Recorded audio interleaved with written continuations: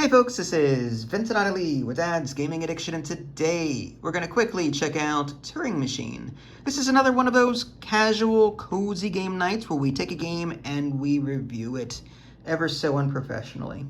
So, Turing Machine, this is a competitive and a cooperative game, depending on, how you want to approach it.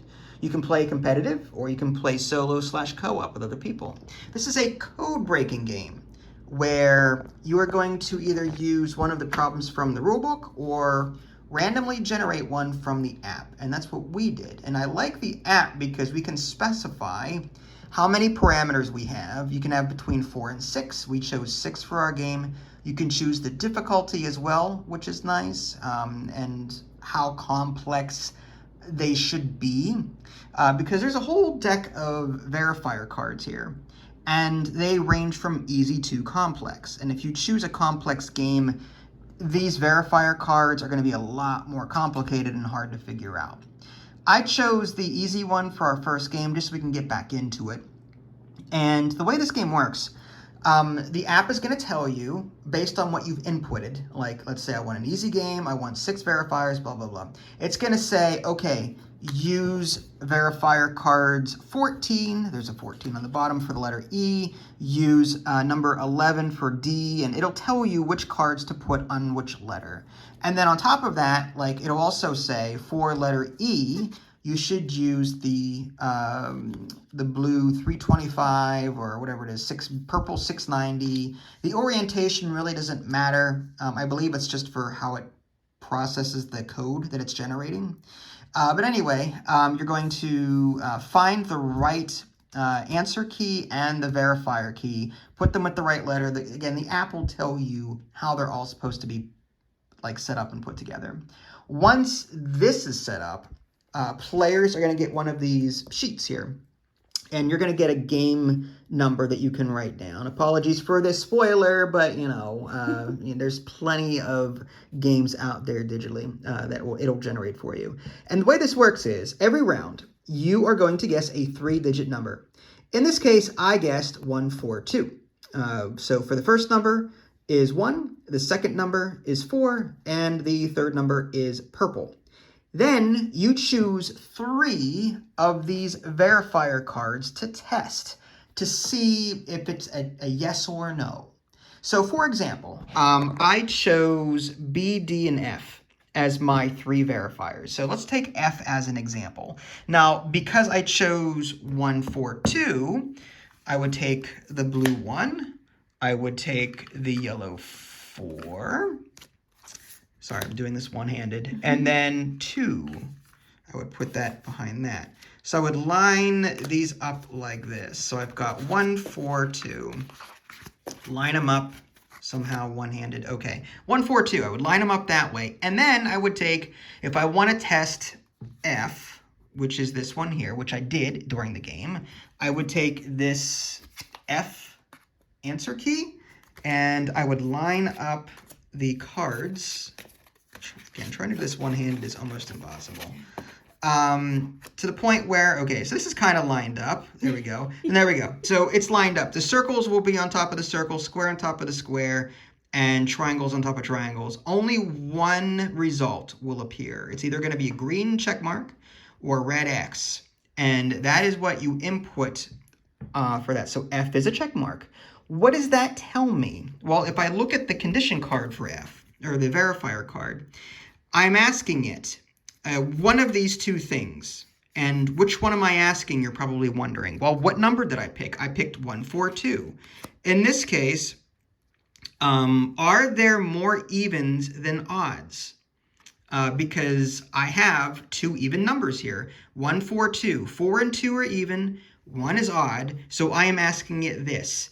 Are there more evens than odds? Because that's what I have. I have more evens than odds right now. There was a check mark, which means, yes, there are more evens than odds. It doesn't tell me what, it doesn't say that these numbers are correct. It's simply saying, yes, there are more evens than odds. That's what it's saying, okay? So I had that piece of information. I'm like, okay, more evens than odds, I can work with that, okay? But you keep 142 handy because you're going to do this 2 more times. You're going to do this 2 more times. So let's put that back there and put that back there. I'm not going to verify all of them because it would just take too long one-handed. But I checked B and D as well. B was this one and D was this one. So let's go ahead and put these right here so we can see. So B was even or odd. And I had 1, 4, 2, and 2 is an even number. There we go. So 2 is an even number. So I was asking it, is 2 even? And I got a no. Okay, so I know that it's an odd number at that point. So I crossed off like 4 and 2 because I knew that this purple number is not even anymore. It's either 5, 3, or 1 at that point. So I was narrowing down purple. And then I asked it the other one here. Is blue less than yellow? Blah, blah, blah. In this case, it was, is blue less than yellow? Because 1 is less than 4. So I was checking this parameter. And it came back with a no as well for D.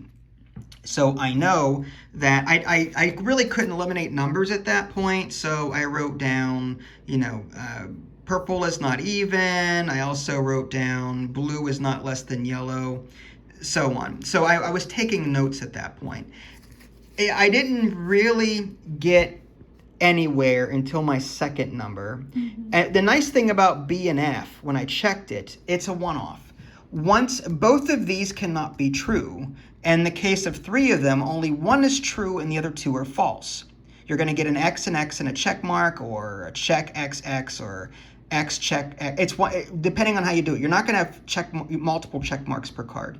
And this is only a 2-question card. So I only need to ask the question once of this card. Once I asked F and B those questions, I just didn't have to answer. I didn't have to get B or F ever again. I didn't have to ask it anything. I didn't have to ask those parameters ever again because it's either one or the other. It's either true or false.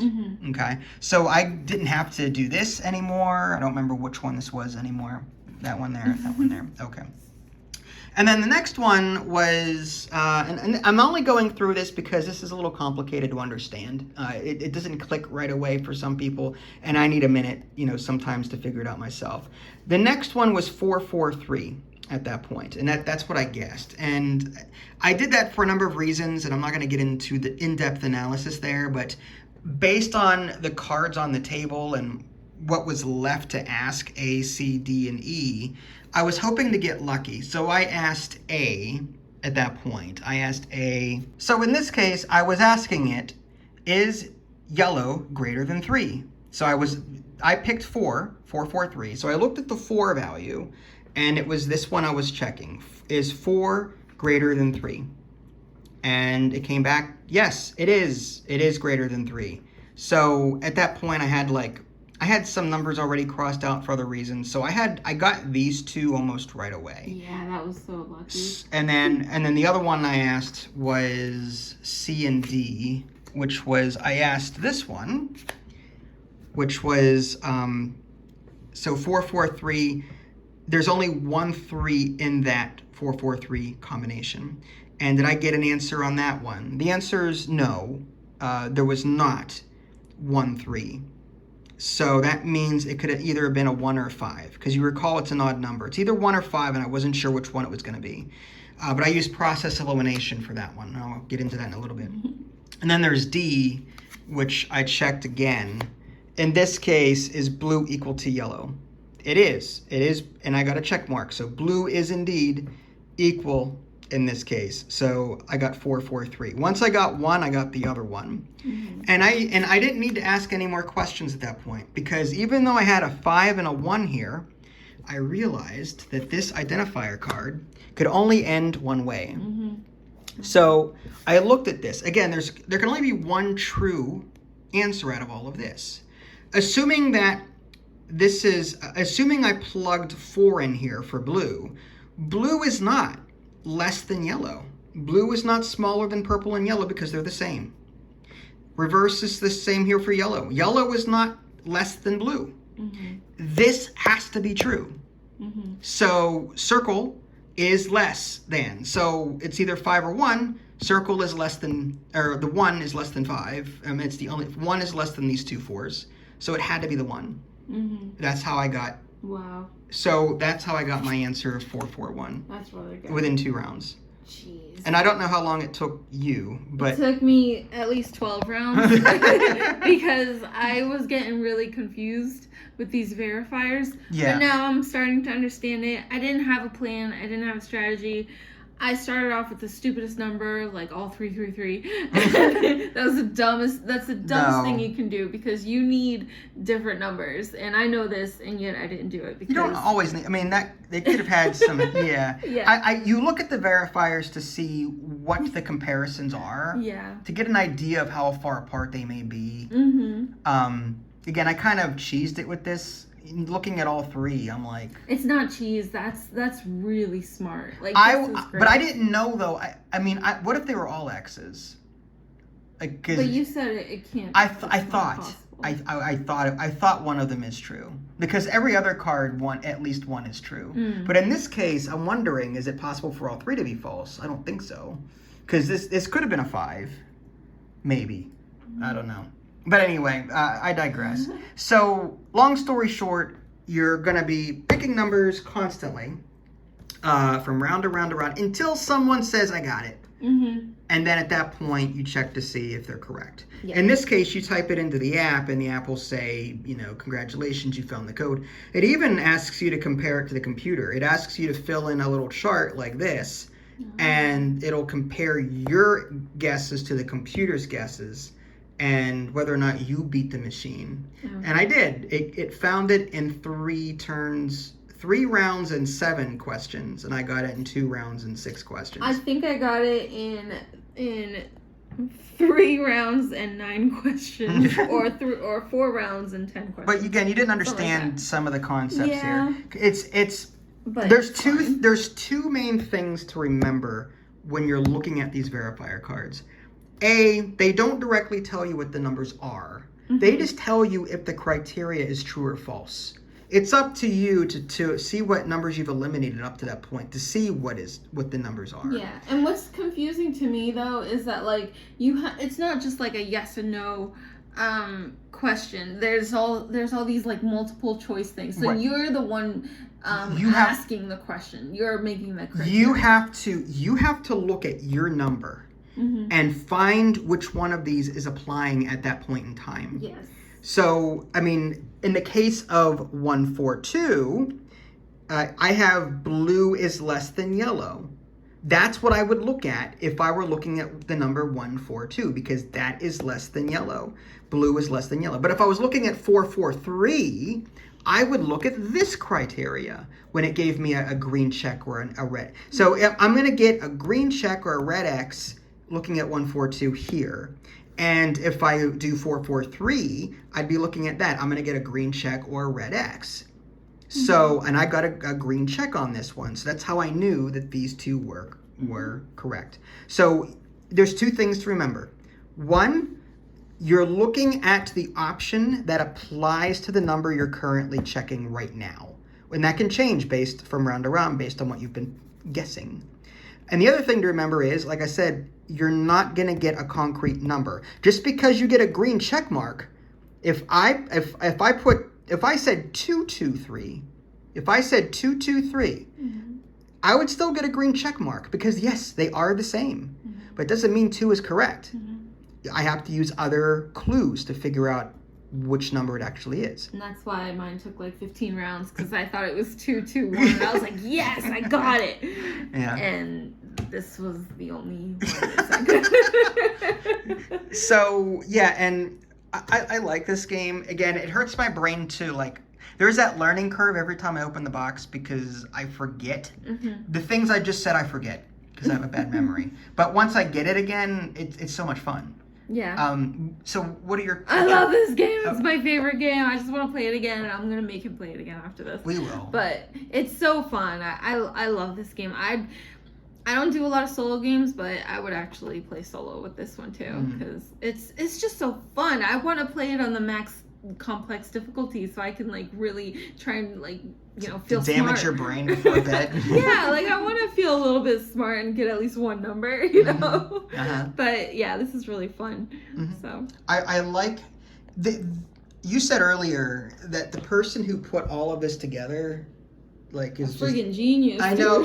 that is some pretty smart. I'm sure there's a computer algorithm that does all this, and then you assign it to different cards. But like that's still impressive.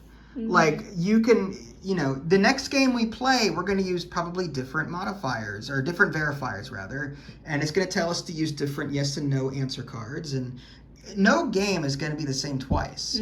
Even if you get the same exact puzzle and you don't remember that you did, you're going to be asking different questions. If I got the same exact, 2 years from now, if I get the same exact game, chances of me picking 142 as my opening is going to be very small. In the beginning of the book, it says that there are millions of possibilities. It is absolutely insane. It said millions. Millions. Are you kidding me, dude? Why make billions when we can It's insane. Millions? All right. Yeah. The Turing Machine. It's an excellent little brain teaser, logic puzzle kind of game. Highly recommend this one for you folks that love to logic things out, that like to look for hidden numbers. Highly recommend the app. Yes. Okay, there are only so many problems in the rule book. You're going to want to turn to the app for a random generator of some kind. And again, the answer, it's a 3-digit number, and they're 1 through 5. That's all it is. No 6s, 10s, whatever. It's just 1 through 5 for 3 different numbers, and you're trying to puzzle out what they are based on what answers you get from these. So yeah, Turing Machine, definitely check this out. This is Vincent Adderley. Thanks for watching. We'll catch y'all next time. Take care. Bye, guys.